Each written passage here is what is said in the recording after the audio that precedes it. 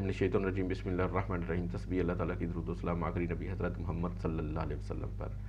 मैं राय आबिद अली खरर रास नुक्ता के फोरम से हाज़िर खिदमत। मेरे देखने और सुनने वालों को सलाम। आज का हमारा मौजू है कि कैश पर जायदाद खरीदने की हद मुकर्ररा हद से ज़्यादा की जायदाद खरीदने पर कितना जुर्माना होगा, और अगर ऐसी जायदाद फ़रोख्त की जाएगी तो उसके ऊपर कितना कैपिटल गेन टैक्स लागू होगा। इनकम टैक्स का कानून चूंकि दूसरे कवानीन की तरह हर खास व आम पर लागू नहीं होता, इसलिए हर शख्स उससे आगाह नहीं होता, और इसी लाइल्मी या कम आगाही के बायस कोई शख्स ऐसा कोई काम कर जाता है, कोई ऐसा एक्ट कर लेता है जिसका उसको बाज़ नुकसान होता है। और इनकम टैक्स का कानून चूँकि वक्तन फ़वक्तन SROs के ज़रिए तब्दील होता रहता है और उसका इतलाक़ भी तब्दील होता रहता है, इसलिए भी लोगों को इसको समझने में दिक्कत होती है। हमारा ये ज़ेरे उन्वान जो मौजू है ये भी इस वक्त के कानून के मुताबिक है। अगर कानून तब्दील होता है तो इसके ऊपर भी तब्दीलियाँ आ सकती हैं।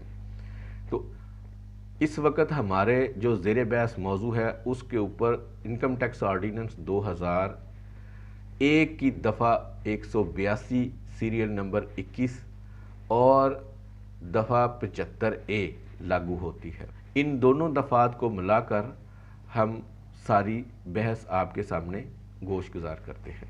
इनकम टैक्स ऑर्डिनेंस की रूह के तहत अगर कोई शख्स 5 मिलियन से ज़्यादा रकम की जायदाद नकद ख़रीदता है, कैश के ऊपर ख़रीदता है, तो उसके ऊपर 5% जुर्माना आयद किया जाएगा। यानी हद मुकर्रर की गई है 50 लाख के ऊपर की मालियत की। लेकिन ज़ाहिर है अगर 50 लाख तक ये बात आ गई है तो FBR शिकंजा मज़ीद टाइट करेगा और नीचे तक भी इनको लाना चाहेगा आहिस्ता आहिस्ता करके। तो हमारे सामने ये चीज़ें मद्देनज़र होनी चाहिए। इसलिए अगर कोई शख्स 50 लाख रुपए से ऊपर की कोई जायदाद नकद ख़रीदता है तो उसको तैयार होना चाहिए कि FBR उसको नोटिस करेगा 5% जुर्माने का, और ऐसा जुर्माना FBR वसूल भी करेगा। जैसा कि हमारे नॉलेज में है कि इस वक्त जायदाद की 3 किस्म की वैल्यू चल रही हैं। DC रेट चल रहा है, FBR रेट चल रहा है और मार्केट वैल्यू चल रही है। और अगर कोई जायदाद 50 लाख से ऊपर की खरीदी गई है तो 5% जुर्माने का नोटिस किस वैल्यू के ऊपर आएगा? इन तीनों वैल्यू में से जो सबसे ज़्यादा वैल्यू होगी उसके ऊपर ये 5% टैक्स वाला नोटिस आएगा। इसको हम मिसाल लेकर आसानी से इस तरीके से समझ सकते हैं कि अगर किसी जायदाद की DC वैल्यू है 60 लाख रुपए, मार्केट वैल्यू है 65 लाख रुपए और FBR वैल्यू है 70 लाख रुपए, तो FBR डिपार्टमेंट 70 लाख के ऊपर 5% पेनल्टी का नोटिस जारी करेगा। इस कानून का मकसद जायदाद की खरीदो फरोख्त में ब्लैक मनी के इस्तेमाल को रोकना है, यानी काला धन की रोकथाम करनी है, ताकि मुआशरे में बिगाड़ ना आए और लोग अपनी कमाई पर मुकर्रर टैक्स अदा करें। अच्छा, इसके नकद जायदाद खरीदने के 2 स्टेप हैं। पहला स्टेप ये है कि अगर जायदाद खरीद ली है और अपने पास ही होल्ड करनी है, रखनी है, फिर तो ठीक है, यहाँ तक सिर्फ 5% जुर्माना है। लेकिन अगर इस जायदाद को फ़रोख्त करना है तो फिर नुकसान रुकता नहीं है, नुकसान साथ साथ चल रहा है। नकद रकम से जायदाद जो खरीदी जाएगी उसको जब फ़रोख्त किया जाएगा, उसका कैपिटल गेन जब बनाएंगे तो उसको परचेज़ की रकम को कंसीडर ही नहीं किया जाएगा। इसको भी हम यहाँ मिसाल देकर समझ सकते हैं कि अगर एक जायदाद को हम 60 लाख रुपए में ख़रीदते हैं और 70 लाख रुपए में फ़रोख्त करते हैं तो हमें कैपिटल गेन तो हुआ 10 लाख रुपए।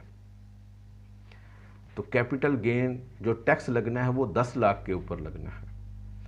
लेकिन चूँकि ये नकद जायदाद खरीदी गई है इसलिए इसकी परचेज़ की वैल्यू कंसीडर ही नहीं होनी, यानी कि 60 लाख को वो मानेगा ही नहीं, वो 70 लाख के ऊपर ही कैपिटल गेन का टैक्स बनाएंगे।